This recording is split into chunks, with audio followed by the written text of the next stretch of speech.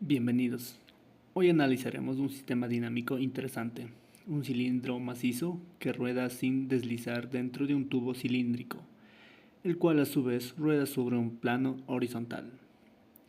Estudiaremos el movimiento combinado de ambos cuerpos, aplicando principios de la mecánica clásica, en particular la formulación de Lagrangiana. Aquí tenemos el tubo cilíndrico del radio R, masa M mayúscula, que rueda sobre un plano horizontal sin deslizar, dentro de un cilindro macizo de radio R minúscula, masa M minúscula, rueda sin deslizar por la superficie interior del tubo. La condición de no deslizamiento implica que hay un vínculo cinemático entre los movimientos de ambos cuerpos. Nuestro objetivo es obtener las ecuaciones que gobiernan el movimiento de ambos, el tubo y el cilindro. Caso 1. Partícula en tubo rodante. Como podemos apreciar en la imagen,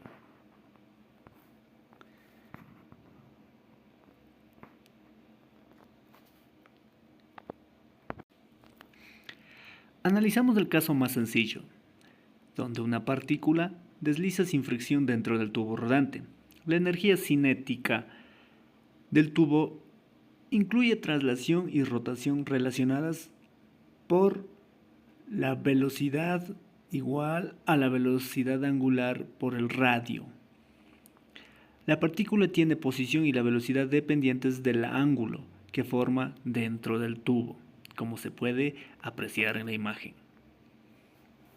Usamos la Lagrangiana para combinar energías cinéticas y potencial y obtener las ecuaciones del movimiento.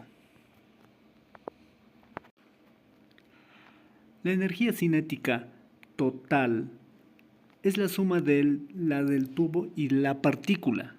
El potencial gravitacional depende del ángulo. La Lagrangiana se define como L igual a la energía cinética menos la energía de P. La independencia de X en L da una constante del movimiento que permite simplificar el sistema. Esto nos lleva a una ecuación diferencial para el ángulo de T, como podemos apreciar en la imagen. Con las condiciones iniciales dadas, calculamos el movimiento angular y la posición del tubo. Mostramos la gráfica en azul, la posición angular de la partícula, rojo, la posición del tubo. Se verifica la conservación de la energía para validar los resultados.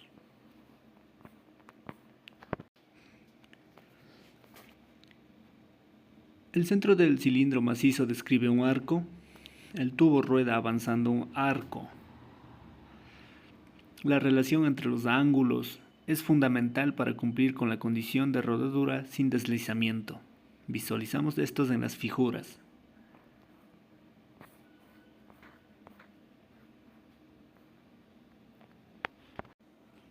Calculamos la energía cinética del tubo y del cilindro considerando traslación y rotación, el momento de inercia del cilindro macizo. La energía potencial se considera respecto a la posición vertical del cilindro dentro del tubo. Sumando energías obtenemos la energía total que debemos conservarse durante el movimiento. Entonces entramos a la formación de la Lagrangiana. Al no depender explícitamente de la posición X, existe una constante de movimiento relacionado con el momento conjugado de X. Integramos esta relación para obtener X con su diferencial en función del tiempo del ángulo. Esto reduce el problema a una única ecuación diferencial. La ecuación diferencial que gobierna el ángulo es no lineal y se resuelve numéricamente. Incluye términos dependientes de masa, radios, gravedad y las funciones trigonométricas del ángulo. Presentamos la expresión general y explicamos el significado físico de cada término. En la gráfica, la curva azul muestra la posición angular del cilindro y la roja la posición del tubo. Observamos que el movimiento es oscilatorio, con periodos que pueden calcularse analíticamente para pequeñas oscilaciones, mostrando cómo varía la velocidad del tubo en el tiempo y el periodo de oscilación. Hola a todos, hoy veremos un tema muy interesante de física, el movimiento de un disco impulsado por un cohete. Estudiaremos cómo cambia su trayectoria dependiendo del punto donde se aplica la fuerza y conoceremos dos curvas especiales, la cicloide y la espiral de Cornu.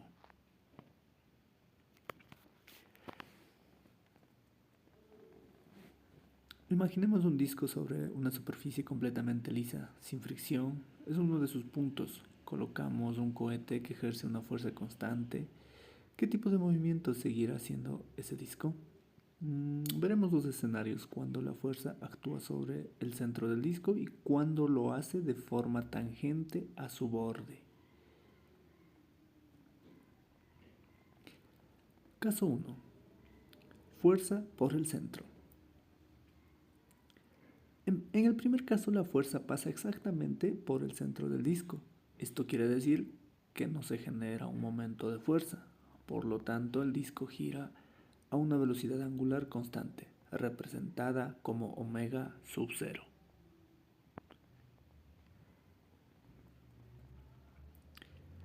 Como el disco gira, la dirección de la fuerza va cambiando con el tiempo. Al descomponer la fuerza en sus componentes X y Y luego integrar, obtenemos expresiones para la velocidad y la posición del disco. La trayectoria que describe es una cicloide, una curva que se repite en ondas suaves.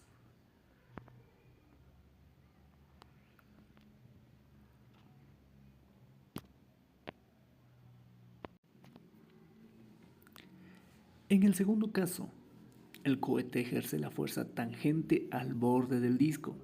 Esto produce un momento respecto al centro, provocando que el disco acelere su rotación. Aquí el ángulo girado ya no es lineal con el tiempo, sino cuadrático.